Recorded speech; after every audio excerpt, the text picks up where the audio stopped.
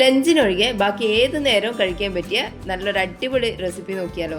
ലഞ്ചിന് നമ്മൾ പൊതുവെ ചോറ് കഴിക്കുന്നതുകൊണ്ട് ലഞ്ചിന് ഒഴിവാക്കാം. ബാക്കി രാവിലത്തേക്കായാലും വൈകിട്ടത്തെ ചായൻ്റെ കൂടെ ആയാലും രാത്രിക്കേക്കും എല്ലാം കഴിക്കാൻ പറ്റിയ ഒരു അടിപൊളി റെസിപ്പിയാണ്. സിമ്പിളായിട്ട് ഉണ്ടാക്കിയെടുക്കാൻ പറ്റൂ. ഇതിന് വേറെ കറികളൊന്നും വേണ്ട. ഇത് മാത്രം കഴിക്കാൻ തന്നെ നല്ല ടേസ്റ്റാണ്. എങ്ങനെ ഉണ്ടാക്കാൻ നോക്കാം. അതിന് വേണ്ടിയിട്ട് ആദ്യം തന്നെ ഒരു പാത്രത്തിലേക്ക് 2 കപ്പ് അരിപ്പൊടി ഇട്ട് കൊടുക്കാം. ഇത് നമ്മൾ ഇടിയപ്പത്തിനും പത്തിരിക്കെല്ലാം എടുക്കുന്ന നൈസായിട്ടുള്ള പൊടി ഉണ്ടല്ലോ, ആ പൊടിയാണേ. അത് 2 കപ്പ് എടുക്കുക. ഇനി അതിൻ്റെ അകത്തേക്ക് 1 ടീസ്പൂൺ ഉപ്പിട്ട് കൊടുക്കാം. കൂടെ തന്നെ ഒരു 1/2 ടേബിൾ സ്പൂൺ പഞ്ചസാര ഇട്ട് കൊടുക്കുക. പഞ്ചസാര ഇട്ട് കൊടുക്കുന്നത് മധുരത്തിന് വേണ്ടിയിട്ടല്ല, ഒരു സോഫ്റ്റ്നെസ്സിന് വേണ്ടിയിട്ടാണ്. അതുകൊണ്ട് 1/2 ടേബിൾ സ്പൂൺ മാത്രം ഇട്ട് കൊടുക്കുക. അതിൻ്റെ കൂടെ തന്നെ 1 ടേബിൾ സ്പൂൺ വെളിച്ചെണ്ണ കൂടി ഒഴിച്ചു കൊടുക്കാം. ഇനി ഇതെല്ലാം കൂടി നന്നായിട്ടൊന്ന് മിക്സ് ചെയ്തെടുക്കാം. വെള്ളം ഒഴിക്കുന്നതിന് മുന്നേ പൊടിയും ഉപ്പും പഞ്ചസാരയും വെളിച്ചെണ്ണയും എല്ലാം നന്നായിട്ടൊന്ന് യോജിച്ച് വരണം. അതുവരെ കൈ കൊണ്ട് തിരുമ്മി ഇതൊന്ന് യോജിപ്പിച്ചെടുക്കാം. ഇതുപോലെ ആക്കിയെടുക്കാം. ഇനി ഇതിൻ്റെ അകത്തേക്ക് വെള്ളം ഒഴിച്ചിട്ടൊന്ന് കുഴച്ചെടുക്കാം. ഇതിപ്പോൾ പച്ചവെള്ളം ഒഴിച്ചിട്ട് കുഴച്ചെടുക്കാൻ പറ്റുന്ന പൊടിയാണ്. അതുകൊണ്ട് 1.5 കപ്പ് പച്ചവെള്ളം ഒഴിച്ചു കൊടുക്കുന്നുണ്ട്. തിളച്ച വെള്ളം ഒഴിച്ചിട്ട് കുഴച്ചെടുക്കേണ്ട പൊടിയാണെങ്കിൽ തിളച്ച വെള്ളം തന്നെ ഒഴിച്ചു കൊടുക്കണം. അതിൻ്റെ മെഷർമെൻറ്റ്സ് എല്ലാം അതിൻ്റെ പാക്കറ്റിൽ തന്നെ ഉണ്ടാവും. പക്ഷേങ്കിൽ പച്ചവെള്ളത്തിൽ കുഴച്ചെടുക്കാൻ പറ്റുന്ന പൊടി വാങ്ങുന്നതായിരിക്കും നല്ലത്.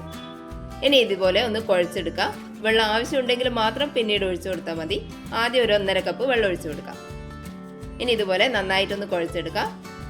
വെള്ളം ആവശ്യമുണ്ടെങ്കിൽ ഒരു സ്പൂണിലോ അല്ലെങ്കിൽ കുറച്ച് കയ്യിൽ ഒഴിച്ചിട്ട് ജസ്റ്റ് ഒന്ന് തളിച്ചു കൊടുത്താൽ മതി. എന്നിട്ട് ഇതുപോലെ ഒന്ന് കുഴച്ചെടുക്കാം.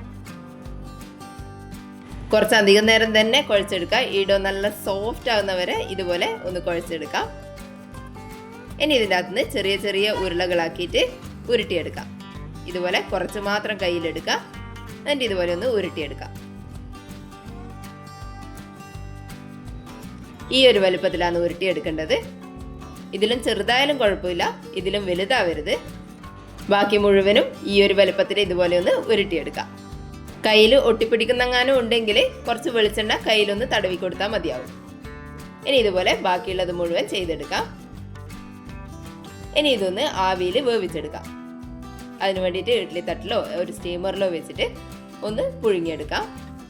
ഒരു 15 മുതൽ 20 മിനിറ്റ് നേരം ആവിയിൽ വേവിച്ചെടുത്താൽ മതിയാവും. ഹൈ ഫ്ലെയിമിൽ തന്നെ വേവിച്ചെടുക്കാം. അത് വേവുമ്പോഴേക്കും മിക്സിൻ്റെ ചെറിയ ജാറിലേക്ക് ഒരു 1/2 കപ്പ് തേങ്ങ ഇട്ട് കൊടുക്കാം. അതിൻ്റെ കൂടെ തന്നെ ഒരു പച്ചമുളക് ഇട്ട് കൊടുക്കാം. കൂടെ കുറച്ച് കറിവേപ്പില കൂടി ഇട്ട് കൊടുക്കാം. ഇനി ഇതൊന്ന് പൊടിച്ചെടുക്കാം. നമ്മൾ ചമ്മന്തിയെല്ലാം പൊടിച്ചെടുക്കുന്ന പോലെ അധികം അരഞ്ഞു പോകാത്ത രീതിയിൽ പൾസ് ചെയ്ത് ഇതൊന്ന് പൊടിച്ചെടുക്കാം. ഇതുപോലെ ഒന്ന് പൊടിച്ചെടുത്തിട്ടുണ്ട്. ഇതിൻ്റെ കൂടെ വേണമെങ്കിൽ കുറച്ച് ഉപ്പും കൂടി ഇട്ടിട്ട് പൊടിച്ചെടുക്കാം. ഇതൊന്ന് മാറ്റി വെക്കാം.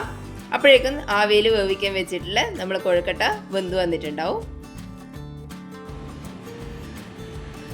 ഇതുപോലെ നന്നായിട്ട് വെന്ത് വന്നിട്ടുണ്ട്. ഇനി ഇത് ചെറുതായിട്ടൊന്ന് ചൂടാറാൻ വേണ്ടിയിട്ട് മാറ്റി വെക്കാം. ചൂടാറിയതിന് ശേഷം ഓരോന്ന് ഇളക്കിയിട്ട് കൊടുക്കാം. ആവിയിൽ വേവുന്ന സമയത്ത് ചിലതെല്ലാം ഒട്ടിപ്പിടിച്ചിട്ടുണ്ടാവും. അതെല്ലാം ഒന്ന് വേർപെടുത്തി കൊടുക്കാം. ഇനി ഒരു പാത്രത്തിൽ കുറച്ച് വെളിച്ചെണ്ണ ഒന്ന് ചൂടായി വരുമ്പോൾ അതിൻ്റെ അകത്തേക്ക് കുറച്ച് കടുക് ഇട്ട് കൊടുക്കാം. കടുകൊന്ന് പൊട്ടി വരുമ്പോൾ ഒരു 1/4 ടീസ്പൂൺ ജീരകം കൂടി ഇട്ട് കൊടുക്കാം. ഇനി ഇതിൻ്റെ അകത്തേക്ക് ഒരു പിടി കറിവേപ്പില ഇട്ട് കൊടുക്കാം. അതിൻ്റെ കൂടെ തന്നെ കുറച്ച് ചില്ലി ഫ്ലേക്സും കൂടി ഇട്ട് കൊടുക്കാം. ചില്ലി ഫ്ലേക്സ് അല്ലെങ്കിൽ സാധാരണ ഉണക്കമുളക് ചെറുതായിട്ട് മുറിച്ചിട്ട് ഇട്ട് കൊടുത്താലും മതിയാവും. ഇനി ഇത് ചെറുതായിട്ടൊന്ന് ഇതുപോലെ ഇളക്കി കൊടുക്കാം. ഇനി ഇതിൻ്റെ അകത്തേക്ക് നമ്മൾ പൊടിച്ചു വെച്ചിട്ടുള്ള തേങ്ങേൻ്റെ മിക്സ് ഇട്ട് കൊടുക്കാം. ഇനി എല്ലാം കൂടി ഒന്ന് മിക്സ് ചെയ്തെടുക്കാം. അധികം വറുത്തെടുക്കൊന്നും വേണ്ട. ഒരു ലോ ഫ്ലെയിമിൽ വെച്ചിട്ട് ഇതുപോലെ ഒന്ന് മിക്സ് ചെയ്ത് കൊടുത്താൽ മതി.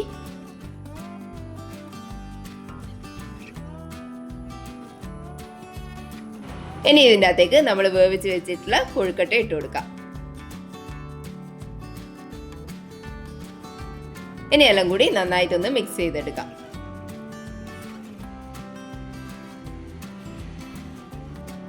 ജസ്റ്റ് ഒന്ന് മിക്സ് ചെയ്ത് കൊടുത്തതിന് ശേഷം ഫ്ലെയിം ഓഫ് ചെയ്യാം. തേങ്ങയൊന്നും അധികം ഡ്രൈ ആയി പോകുകയൊന്നും ചെയ്യരുത്. ഇതുപോലെ നന്നായിട്ട് മിക്സ് ചെയ്തെടുക്കാം. ഇത്രയേ ഉള്ളൂ, നമ്മളെ കൊഴുക്കട്ട റെഡി ആയിട്ടുണ്ട്. ഭയങ്കര ടേസ്റ്റാണ് ഇതിന്. കഴിക്കാൻ തുടങ്ങിയാൽ പിന്നെ വെറുതെ ഇരുന്ന് കഴിച്ചുകൊണ്ടിരിക്കും. അത്രക്ക് ടേസ്റ്റാണ്. ഇതിന് വേറെ കറീൻ്റെ ആവശ്യമൊന്നുമില്ല. വൈകിട്ടത്തെ ചായൻ്റെ കൂടിയെല്ലാം വെറുതെ ഇങ്ങനെ കഴിക്കാനും നല്ല ടേസ്റ്റാണ്. രാവിലെ ബ്രേക്ക്ഫാസ്റ്റ് ആയിട്ടും സ്കൂളിലേക്ക് കുട്ടികൾക്ക് സ്നാക്കായിട്ട് കൊടുത്തു വിടാനും എല്ലാം പറ്റിയൊരു റെസിപ്പിയാണ്. എന്തായാലും എല്ലാവരും ഒന്ന് ഉണ്ടാക്കി നോക്കണേ. വീഡിയോ കണ്ടിട്ട് ഇഷ്ടപ്പെട്ടിട്ടുണ്ടെങ്കിൽ ഒന്ന് ലൈക്ക് ചെയ്ത് സബ്സ്ക്രൈബ് ചെയ്യണേ. താങ്ക്